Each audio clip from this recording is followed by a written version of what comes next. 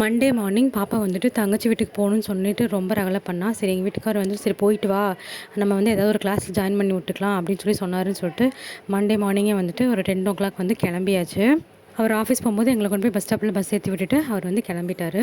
வீட்டுக்கு வந்ததுமே பையன் வந்துட்டு சரி நீங்களாம் வந்திருக்கீங்களா, கொஞ்சம் நேரம் கேரம் விளையாடலாம்னு சொல்லிட்டு கொஞ்சம் நேரம் கேரம் விளையாடிட்டு இருந்தோம். இன்றைக்கி பெருமாநல்லூர் கொண்டத்துக்காளியம்மன் கோயிலில் வந்துட்டு விசேஷம், குண்டை இறங்குறாங்க.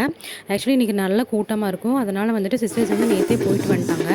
பக்கத்தில் இருக்கிற கோயிலில் ஊரே சேர்ந்து வேலைதாளத்தோடு வந்துட்டு குண்டம் இறங்குறதுக்கு எல்லாருமே வந்து கிளம்பிட்டாங்க.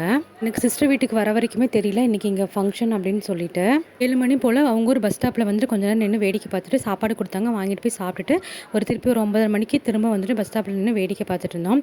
சரி வந்துட்டு வா நம்ம திரும்பி இன்றைக்கி போயிட்டு வரலாம் அப்படின்னு தான் கூப்பிட்டாங்க. பட் நான் தான் வந்துட்டு வரலன்னு சொல்லிட்டேன். அங்கே குண்டு இறங்குறவங்களே ஒரு 2-3 லட்சம் பேர் இருப்பாங்க. நல்ல கூட்டமாக இருக்கும். நைட்டு வந்து ரொம்ப நல்ல விசேஷமாக இருக்கும். குட்டீஸை வச்சுட்டு போக முடியாது.